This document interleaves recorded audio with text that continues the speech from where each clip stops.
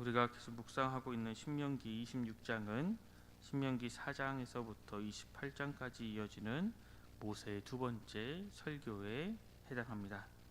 그리고 오늘 살펴본 본문 중에서 1절부터 11절까지는 약속의 땅 가나안에 들어가서 어떻게 살아가야 하는지에 대해서 구체적으로 알려주고 있습니다. 농사를 지어서 얻은 첫 곡식을 하나님께 드리면서 하나님 앞에 예배해야 된다라고 말씀하고 있습니다. 그리고 12절부터 19절까지는 제3년에 바치는 11조에 관한 규정, 그리고 이스라엘 백성이 하나님과 맺은 언약을 말씀하고 있습니다. 오늘은 1절부터 11절까지를 중심으로 우리 함께 은혜를 나누어 보도록 하겠습니다. 이스라엘 백성들은 이스라엘은 유목민족입니다. 한 곳에 전책해서 자기 땅에서 농사를 지으며 사는 사람들이 아니라는 겁니다. 목초지를 찾아 이동하면서 소와 양을 키워가며 그것으로 인해서 먹고 살았던 사람들이었습니다. 가나안 땅에 들어가게 되면 이제 소와 양을 키우는 그 일을 아예 멈추지는 않겠지만 가나안 땅에 살았던 그곳 사람들이 그랬던 것처럼 이제는 농사를 지어 먹고 살아가도록 삶의 형태를 변화시켜야 했습니다. 이제 그 땅에 정착하면 하나님께서 약속하신 젖과 꿀이 흐르는 그 가나안 땅에 정착하면 이제 먹고 살아가는 주된 방법이 변화됩니다. 이처럼 이제 새롭게 바뀌는 삶의 양식에 따라 하나님을 기억하고 그렇게 예배하는 방식도 당연히 새로워져야 했습니다. 우리 본문 1절 말씀을 함께 읽겠습니다. 본문 1절 말씀입니다. 내 하나님 여호와께서 내게 기업으로 주어 차지하게 하실 땅에 내가 들어가서 거기에 거주할 때에. 하나님께서 기업으로 주시는 그 땅은 이스라엘이 정복한 것처럼 보입니다. 하지만 절대로 이스라엘이 스스로의 힘으로 쟁취해서 얻은 땅이 아닙니다. 왕이신 하나님께서 자기 백성 이스라엘에게 주신 땅입니다. 우리가 지금 누리고 있는 그 모든 것들도 우리의 힘으로 쟁취해서 얻은 것이 아닙니다. 그 모든 것은 바로 하나님께서 우리에게 선물로 주신 것입니다. 하나님이 주신 일터고 가족이요, 심지어 나에게 주신 재능도 바로 하나님께서 우리에게 주신 것입니다. 그래서 우리는 이를 비유해서 달란트라고 표현합니다. 우리가 지금 현재 누리고 있는 그 모든 것이 바로 하나님께서 주신 것입니다. 그래서 하나님은 우리의 주인이 되시며 우리의 모든 것이 되시는 것입니다.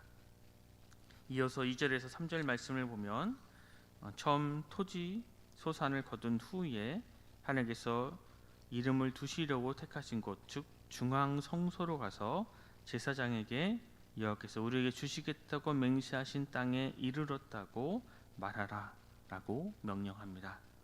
중앙 성소는 처음에는 실로였고 다윗 이후로는 예루살렘이었습니다.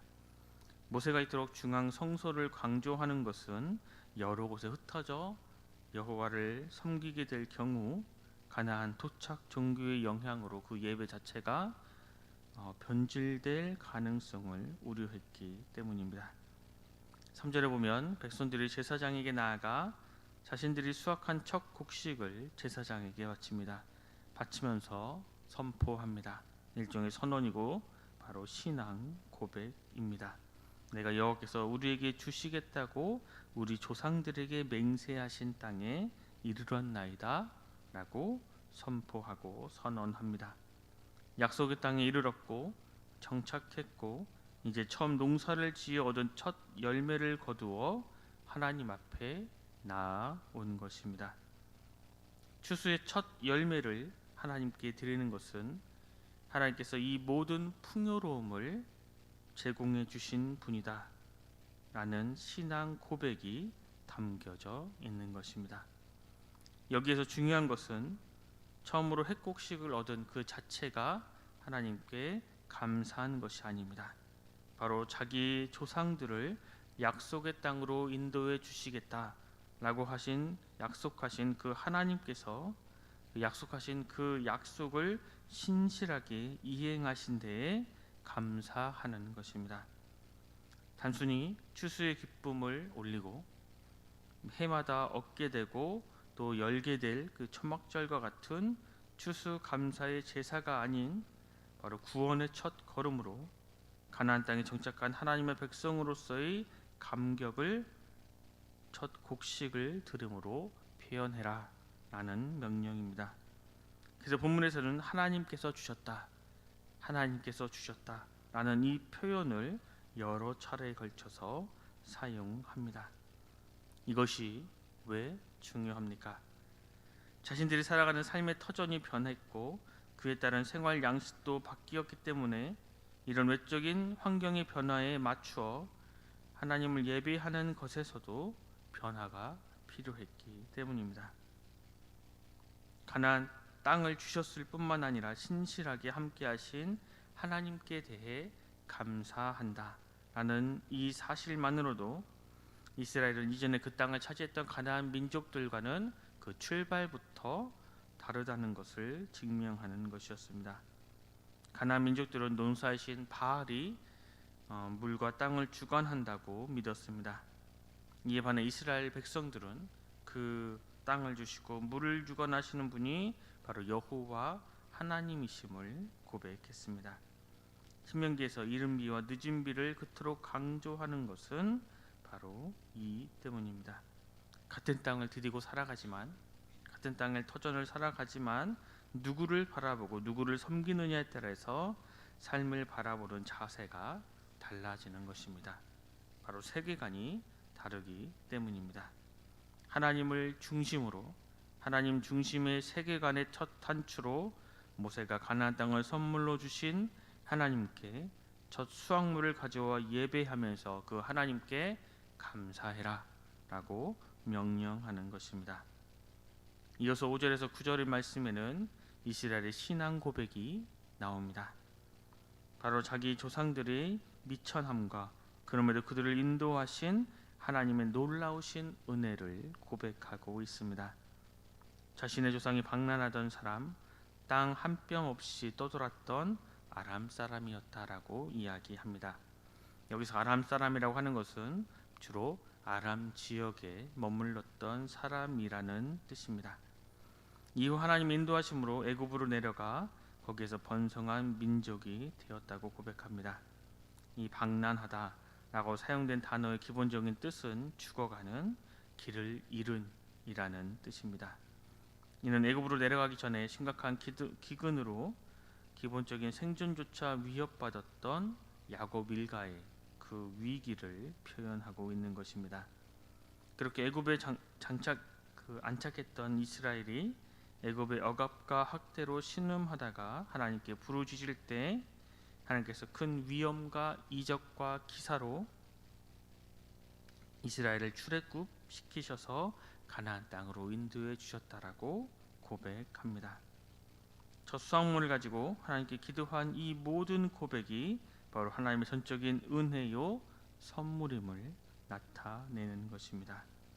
가나안 땅으로 오기까지 아무런 기반도 없이 그 땅을 일구고 농사 지어가며 첫 수확을 하나님께 가져오기까지 하루도 결코 쉬운 날은 없었을 것입니다. 그러나 그 결과를 거둔 날 돌이켜보니 그 모든 것이 하나님의 신실하신 은혜요 하나님의 인도하심을 고백할 수밖에 없는 것은 너무나 당연한 결과였습니다. 오늘 살아가고 있는 우리의 인생도 마찬가지입니다. 우리가 감내해야 했던 역경, 견뎌야 했던 아픔, 그럼에도 불구하고 힘을 내어만 했던 어려운 사건들이 분명히 있었을 겁니다.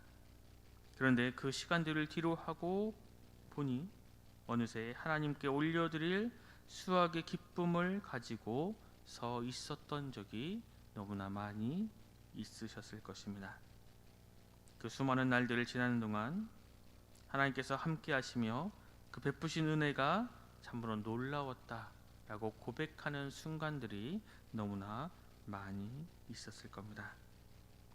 하나님은 애굽의 압제 아래에서 신음하던 이스라엘을 건지셨던 것처럼 죄와 사망의 권세 아래에서 구원의 소망이 사라져 버렸던 우리를 구원해 주셨습니다.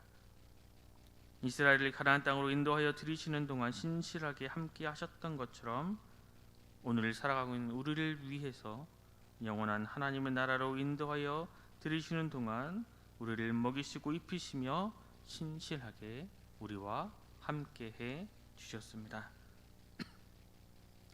지금 하나님의 이름을 부르며 감사할 수 있는 그 까닭은 과거 애굽에서 노예로 지냈던 삶의 비참함이 무엇인지 알기 때문입니다.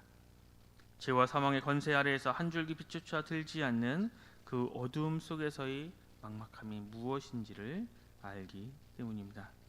내 힘으로는 조금도 앞으로 나아갈 수 없음을 알기 때문입니다. 그 비참함 속에서 기진해서 일어날 힘이 전혀 없었기 때문에 도저히 기대할 수 없었던 구원을 선물로 주신 하나님께 우리는 진심으로 감사해야 합니다. 나를 구원하신 하나님, 지금까지 내 삶을 인도해 주신 하나님, 영원한 주님의 나라로 인도하실 하나님에 대한 깊은 이해와 감사가 지금 이 순간 나에게 있는지 되돌아 보아야 합니다. 우리는 결코 감사를, 하나님의 그 은혜를 잊어버려서는 안 됩니다. 그동안 하나님의 인도하심의 흔적을 아무것도 아닌 듯 취급해버리면 안 됩니다. 우리는 우리를 구원해 주시고 지금도 우리를 구원해 주시고 우리를 인도해 주시는 하나님 앞에서 그 감사를 기쁨으로 표현하는 삶을 살아가야 합니다. 이어서 10절에서 11절은 사회적 약자들과 기쁨을 누리라 라고 말씀하고 있습니다. 신명기는 사회적 약자를 늘 돌보고 그들의 필요를 채워주라고 강조합니다. 하나님께서 사랑하시고 정의를 베푸는 그들을 향해 손을 펴 도우라는 것입니다. 신명기 24장 같은 곳에서도 과부의 겉옷을 저당 잡혔다 할지라도 해가 지기 전에 되돌려주라 라고 말씀을 하시는 것처럼 그들의 공고함과 궁핍함을 더하게 만드는 그 어떤 행위도 하나님은 용납하지 않으십니다. 하나님께서 이스라엘에게 주시는 풍요는 그들만 누리라고 주시는 것이 아니라 그 풍요를, 그 복을, 그 은혜를 주변의 다른 이들에게 흘러보내라 라고 주셨음을 기억해야 합니다. 그리고 오늘 살아가고 있는 우리라도 이 말씀이 당연히 이 말씀을 지키며 살아가야 합니다. 교회 성장이 우리의 목표가 되어서는 안 됩니다. 우리는 우리 주변에 눈물을 흘리고 어려운 사람들이 없는지, 이 지역 사회 속에서 말씀의 등대일 뿐만 아니라 어려운 삶을 지속하도록 돕는 하나님의 손과 발로 우리에게 주신 것들을 어떻게 나눌까? 우리에게 주신 그 은혜를, 우리에게 베풀어 주신 그 복을 우리의 이웃들에게, 어려운 사람들에게 어떻게 나눌 수 있을까 고민해야 합니다. 하나님 우리에게 은혜를 베풀어 주셨습니다. 하나님 우리를 오늘까지, 지금까지 인도해 주셨습니다. 모든 것이 하나님의 은혜입니다. 지금 우리가 누리고 있는 그 모든 것들이 내 것이라고 여기지 않고 기꺼이 나누는 모습을 우리 하나님께서는 원하고 바라고 계십니다.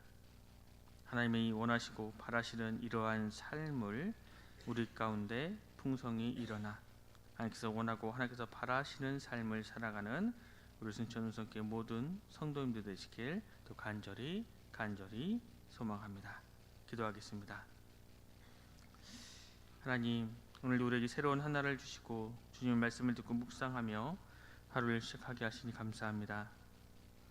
가나안 땅에 정착한 이후에 처음 거둔 곡식으로 하나님을 예배하라고 가르치신 주님, 우리 또한 환경의 변화에 따라 우리의 주님이신 하나님을 어떻게 적극적으로 섬겨야 할지 늘 고민하게 하여 주시옵소서.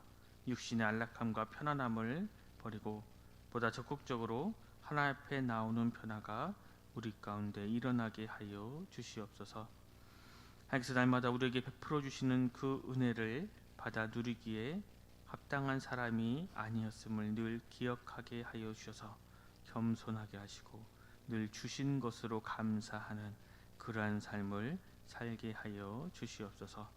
또 우리에게 베풀어 주신 그 은혜와 우리에게 베풀어 주신 그 사랑을 나눌 넉넉한 마음을 우리에게 허락하여 주셔서 온전한 주님의 손과 발로 살아가는 주님의 백성들이 되게 하여 주시옵소서. 그래서 주께서 우리에게 베풀어 주신 그 은혜와 그 복을 우리 이웃들에게, 어려운 사람들에게 흘러보내는 복된 삶을 살아가게 하여 주시옵소서. 모든 것 감사드리며 귀하신 예수 그리스도 이름으로 간절히 기도드립니다. 아멘.